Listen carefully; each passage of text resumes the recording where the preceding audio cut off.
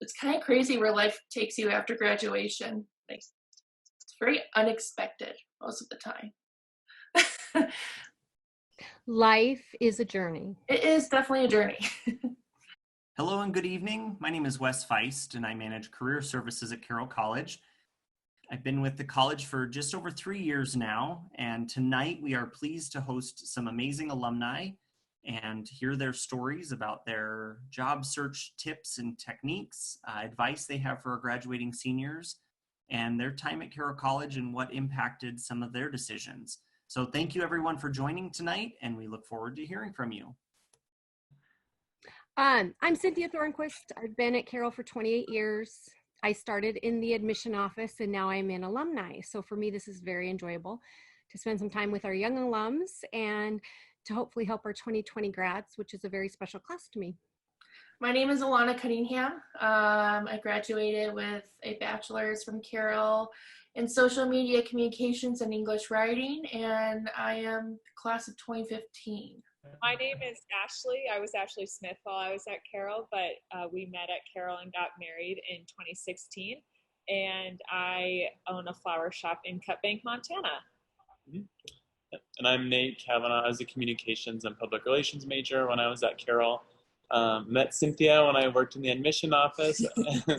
And now I am a financial advisor at Edward Jones. So I am one of the other Nathans on this panel today. I graduated from Carroll in December 2018, so about a year and a half ago.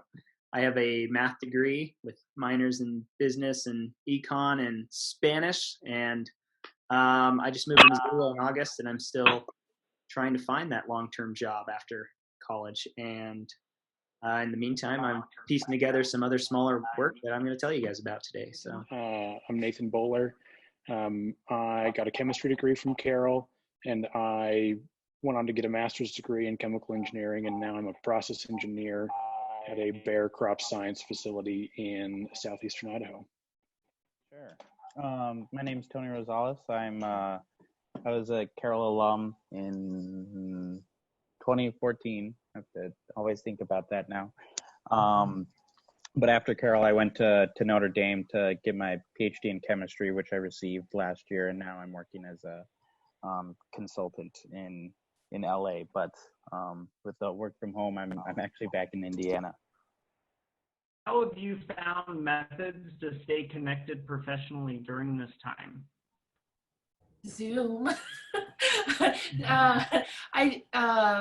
So I work for the Helena Family YMCA here in Helena, Montana, and so being the marketing director and senior program manager, I have to find different ways to connect to our older members, and Zoom has been a huge hit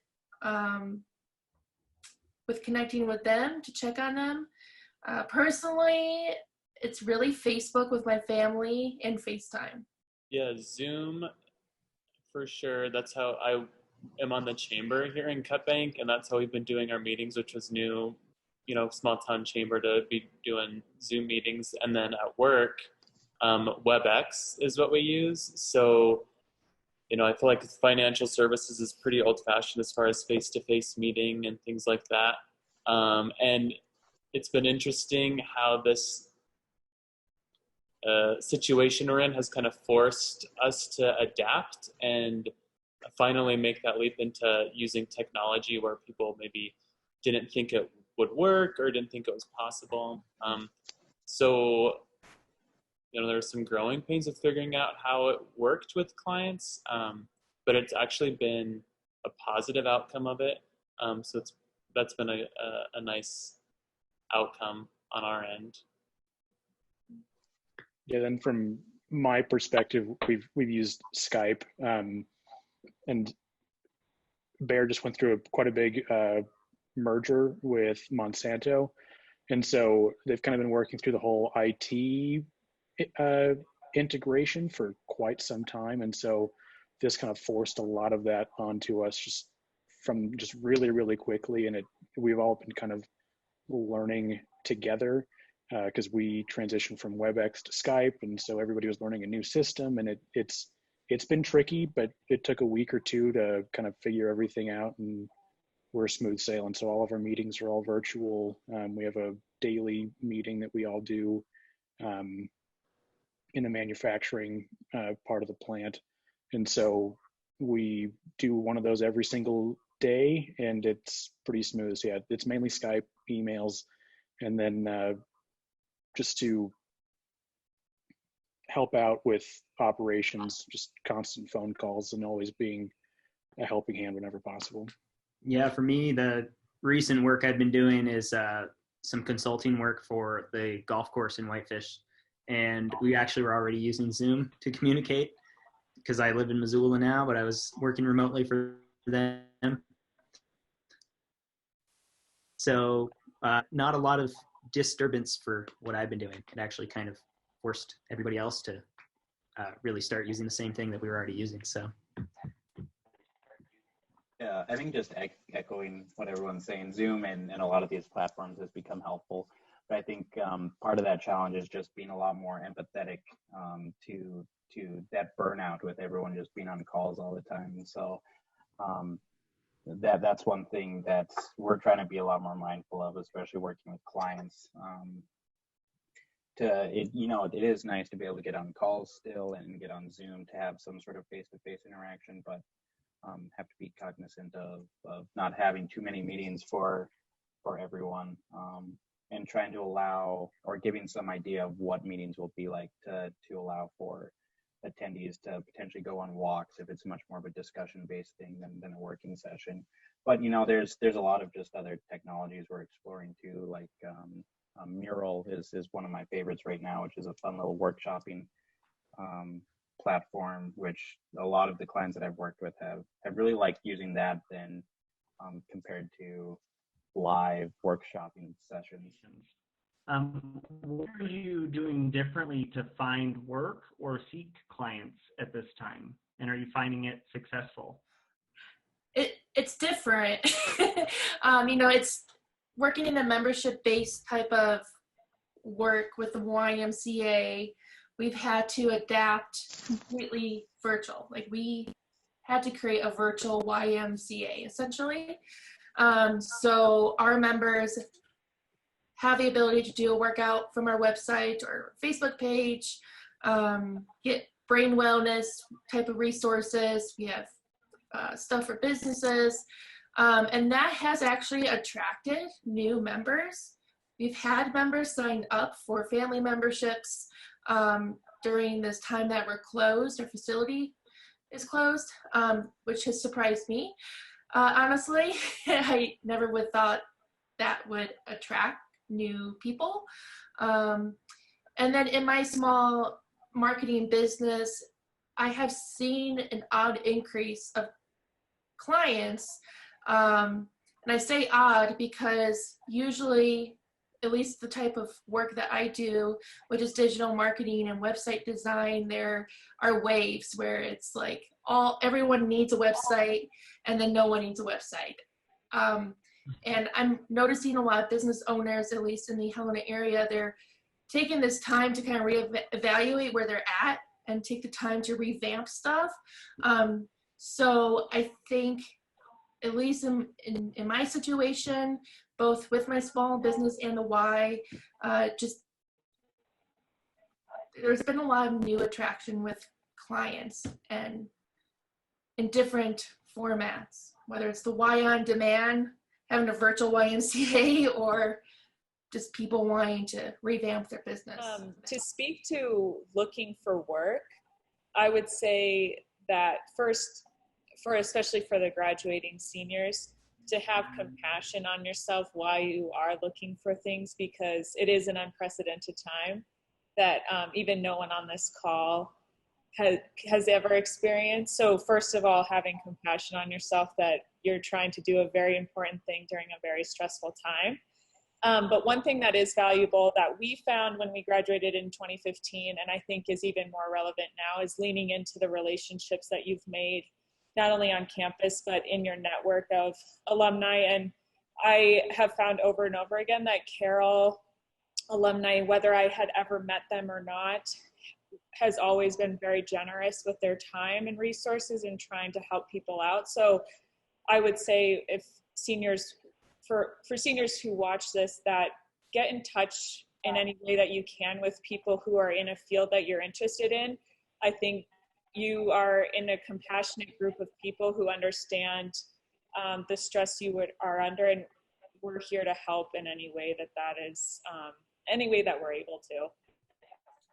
I am still, so as a fairly recent graduate, I'm still looking for my full-time job. But one thing I've been able to take advantage of with this kind of slowdown of life for everybody, in some ways it's speeding up because everything's crazy and you're trying to adapt, but in other ways, people find themselves having a lot of free time. And I've really tapped into a lot of the relationships that I've built over the last few years, whether it be I've called some of my Carroll professors, high school teachers, just business people that I've made connections with over the past few years in my life, even classmates of various levels. I've taken this kind of slowdown as a chance to reconnect with them, see if they have any projects that I could help them work on, things that they've always kind of wanted to do, but they haven't had time because their careers have been so busy. And there's been some business opportunities that I have found have presented themselves through that networking, and kind of not necessarily even reaching out to new people, but just maintaining those relationships that you already have is something I found has been kind of a positive that's come out of this. I was so anti-social networking for the majority of my time at Carroll, just because I was scared. But honestly, I think learning to network and connecting with the community and your professors can lead you to many different avenues. My connections that I got from Carroll has landed me 2 jobs since graduating. One was just a job offer, and one was very random.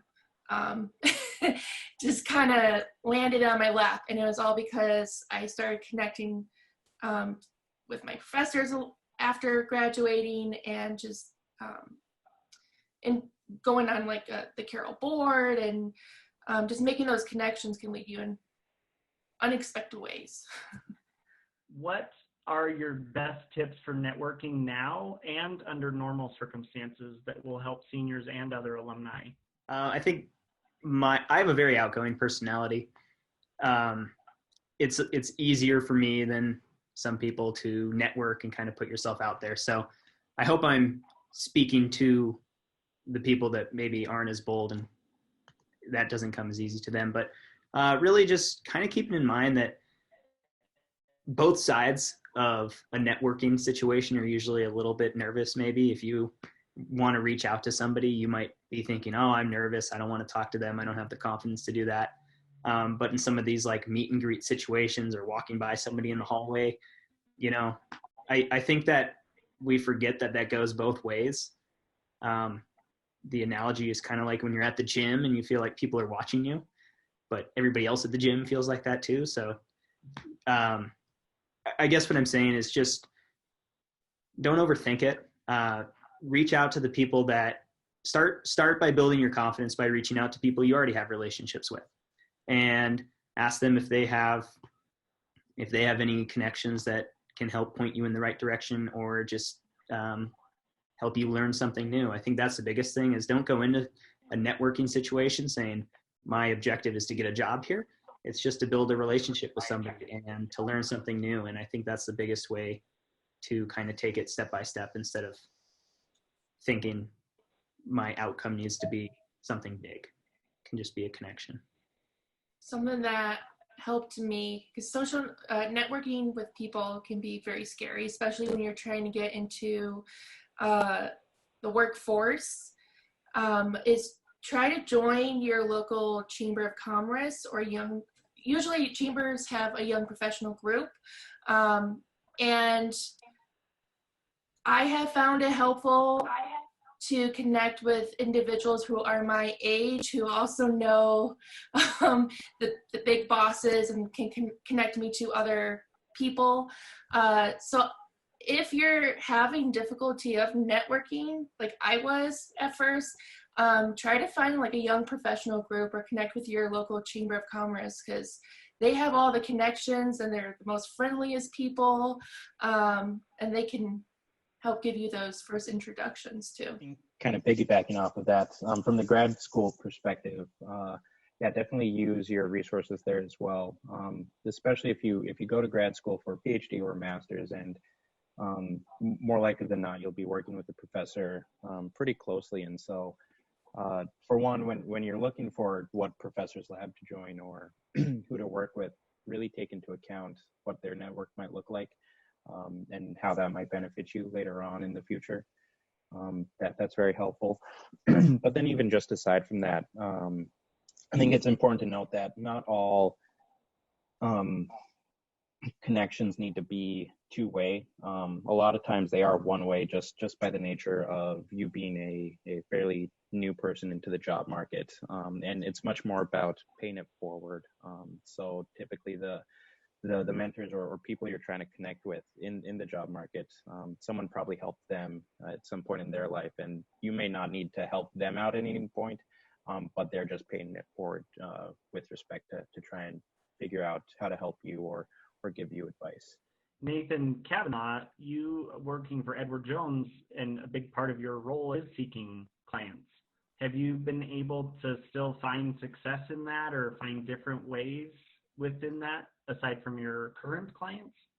So I'm actually going to be joining a conference call tomorrow about how to use LinkedIn to create clients, because I've been on LinkedIn and I've used it before, but I was more about just kind of making connections, and I never really got a job from LinkedIn. It was just something I always kind of posted articles to. It was cool to see what people were doing. So now I'm really trying to learn how I can use it to create clients and build relationships, and be more active and not so passive. So I don't really have a success story but that's something I'm trying to do right now. I think that's a good point about LinkedIn, at least from my experience. Being in Indiana and then also now in LA, LinkedIn is used much more widely, and I think just for us who are born and raised in Montana, we kind of realize that it can be a little behind on some trends, and so I think it's important to realize, looking into the job market, that while LinkedIn might not be as utilized in Montana as the rest of the world, doesn't mean that you can't be one of those people to be early on in that trend. Do you feel that Carroll College prepared you well for the changing economic times that you're all facing? I mean, Carroll College has prepared me for a lot. If you're in the communications department, you probably know Brent. And he and his way of teaching has taught me so many skills to help me get through this time, especially on how to communicate to people and how to communicate to them well. I also work with kids as a coach, so it's helped me coach them through this time specifically. But I don't think anything can prepare you of what is actually going on, especially because everything is changing so quickly. But I think for me, Carroll College has taught me how to communicate effectively and how to adapt during these type of times. Yeah, I think it says it right in our motto, not for school but for life, right? Yeah. And I think that's very true with Carroll. It obviously it's impossible to prepare you for something like this, but it prepares you to be able to handle life and engage life in a much more meaningful way. And I think one thing to give people courage and some comfort is you have your degree, and having a degree from Carroll is an awesome tool and a gift that regardless of what's going on now, it will take you far into the future. And that's something to look forward to. I can speak for both Nate and I. In the 5 years since we've graduated, there's been many, many times that we've talked about, oh my gosh, I'm so glad that we went to Carroll. you're in work situations all the time where you're like, wow, we actually learned that as a student and not in real world situations, which puts you ahead of the curve. And we just came out with such professional skills that, we've been talking about networking. I think Carroll kids are trained to network professionally and compassionately too. So, it's definitely Carroll is a gift. I really appreciated the standards at Carroll from the faculty, staff, and then your peers. I feel like after I've left Carroll, it's like I almost missed the types of people I was surrounded by. But I think that all sets you up for great success afterward, no matter what circumstance you're in. One specific thing that I've really come across, and actually I learned this term in an interview that I've had since graduating, called learning agility. And I think that is the single most important thing that the workforce is looking for right now in workers in general. I think that's the most in-demand skill that is helping companies and people kind of navigate these uncertain times. I think that Carroll I feel like it prepared me well, and I'm only a year and a half out of graduation. I feel like it prepared me well to be an agile member of society, both on a professional and kind of a personal level. And I think the emphasis on a well-rounded liberal arts education is one component of that, specifically with my math degree. I think the math department did a really good job preparing math majors to be able to be highly professional, but also in kind of a personable, fun way that's not just like you're not just a math nerd kind of thing. Like you understand the nerdy stuff, but you also understand how to communicate with people. And I think that has prepared me to be an agile learner, I think is what I'm trying to say. Connection thing. I feel like even though I may not have been close to every single person in my class, just because we were in different departments or we just never got to connect the way we could have, I still feel like I could reach out to my peers if I needed the help or if I needed the advice. So going back to those connections, like I feel like even though I've worked with Wes and Cynthia throughout my career, I could still reach out even if I didn't know them for help and assistance. Well, how can Carroll best support you all now and into your years going forward?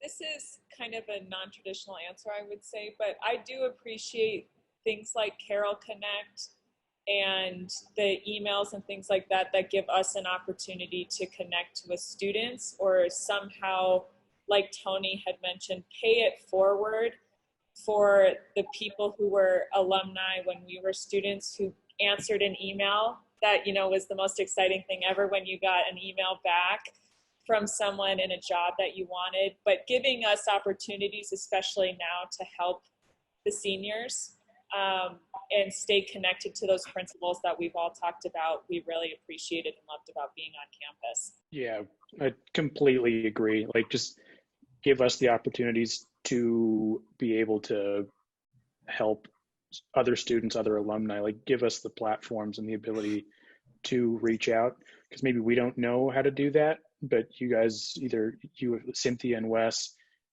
kind of have all those things kind of right there at your fingertips, and letting people get involved as much as they want to would be awesome and would be very welcome. So going to the Catholic roots of Carroll, making a connection to to celebrating the Mass. One of the cool things that I've always found about the Mass is that you're celebrating not just with the people there, but with the entire Catholic community, both in present time and future and past. And I kind of see Carroll kind of trying to fulfill that role as well, just out in the world, where like the Friday emails from President Check, those I look forward to reading those every Friday. That's a great way to be able to be involved with the community, especially being so far away.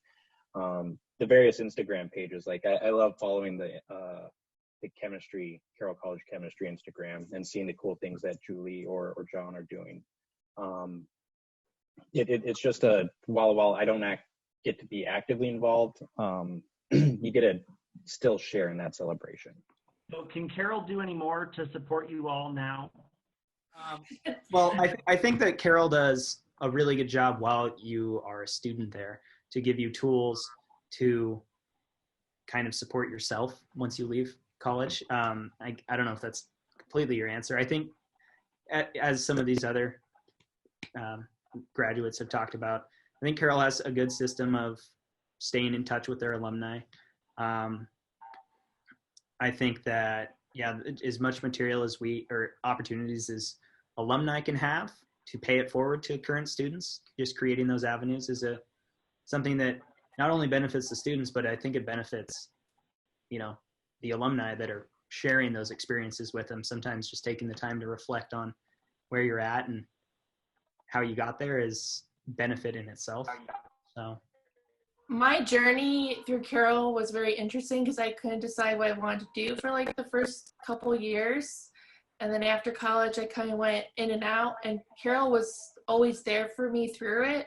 I remember having like little powwow talks with Brent Northup on like, this is the avenue that you can go on. You can get a master's and teach one day, or like excellent job of giving you the tools and resources to help guide you to the path that you want to be on.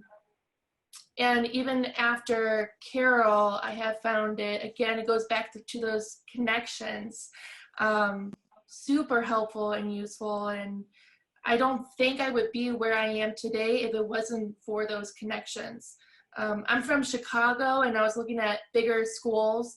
And even after college, if I go back on campus, people recognize me in some shape, way, or form, whether it's a professor or another alumni, but you're not just a number or a person on the attendance list. Like, I feel like the professors and just everyone at Carroll, even when you're done there, they want you to succeed. So I think Carroll's done a great job, in both before graduation and after. Well, do any of you have any questions for us, or anything that you'd like to provide or ask one another? I would say if any senior watches this, for us, even in the best of times when there weren't a ton of issues when we were getting into the workforce, getting into the career you want, if you even know what that is when you graduate, is a stepping stone process. You either maybe have to get more education, or you need more job experience, or you may just need more time to figure out what it is you want to do. So I would say something you could do to support your alum, but also support the students that are there, is understanding that it is a process, and very rarely do you graduate and get right into the job that you want. So hopefully that is comforting to the seniors, that it's a stepping stone for anybody. So we're here to help you along those, to get that started for you. I think that was kind of the biggest learning curve on my end right after college is I wanted to go directly into marketing and communications and teach on the college level. Like, that was my mindset. And instead I went into the insurance industry, went into TV production at the news station. And so all these little jobs, even though they weren't what I really wanted at the time, they have helped my resume and gain the skills I really do need to get to the jobs that I want. And I feel like in this time of my life, I wouldn't expect to have a small digital marketing business and have these business owners look up to me for advice, because I feel like I'm still learning, or I wouldn't think I would get a master's degree. I listened to Brent, or I just want to be where I am today, if it wasn't for those other little jobs. So I've been since graduation, it's been about 1.5 years, and I'm still looking for that full-time job. Everything I've done for work has been kind of piecing things together, finding my own things. In the fall, high school and college soccer. In the winter, I ref high school basketball. Right now, I had to go out and find some consulting work on a very small scale. And I'm still in the interview process, the search process for what I think might be my next career, or starting my career, I guess, with my next job. And I think my advice to graduates would be patient with be patient with what you think might be your career, but don't be complacent with thinking that it's just going to come and find you. Anna said, use every experience that you have, every little job opportunity, to feel like you're kind of just putting the pieces of the puzzle together. And for me, it's been a year and a half still trying to find that career, and it's been a little hard. And I go through ups and downs emotionally of like pulling my hair out because it's taking so long. But then I also remind myself that I'm able to use some of the tools that I've learned at Carroll to, have a variety of different things experiences that kind of are building me up to that bigger moment. And I'm still waiting for it. So yeah. So stay strong, Nathan, and keep working. Because it took me like 8 months to find a job after I graduated from grad school also. So like it was a frustrating process, and you're like, I feel like I qualify for this job, and they're like, nope, sorry. And you just get no after no after no, and then you'll get a couple of yeses, and you're like, oh, cool, I'm feeling good about this. I'm like, nope, sorry, we chose somebody else. But like, keep going, it'll be okay, and you'll get the right thing for you eventually. And I guess that goes to everybody that's looking for a job too. Any graduating senior or anybody, I guess it's a process and it's not fun. One piece of advice I have when you're reaching out to alumni or networking is just ask people what their story is, because it will make you feel A, like you can do this, and B, like your struggle is not unique,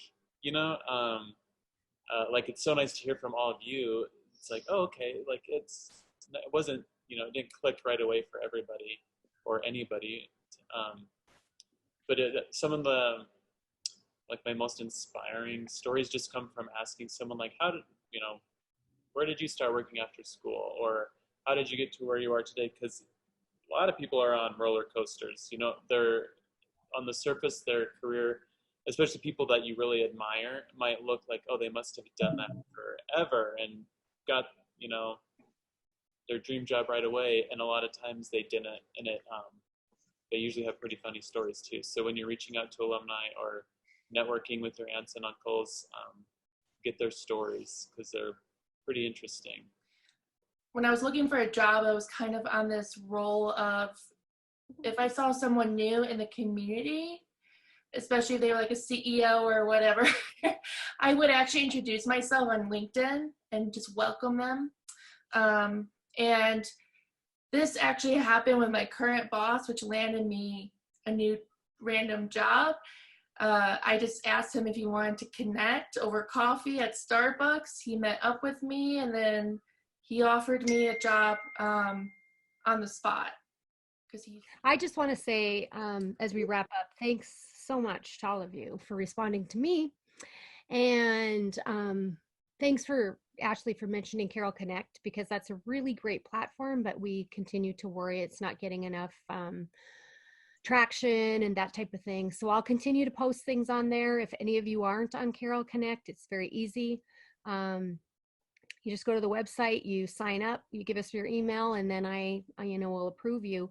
But then you can be a mentor and you can help students, not just through this conversation or presentation, but people will look to you as a store owner or someone who has a small business or a chemistry major who's doing something pretty cool, or somebody who got their doctorate and is a consultant now. So you have lots of gifts to offer, and that would be a great place to start, showing our young alums what they can do. So thank you.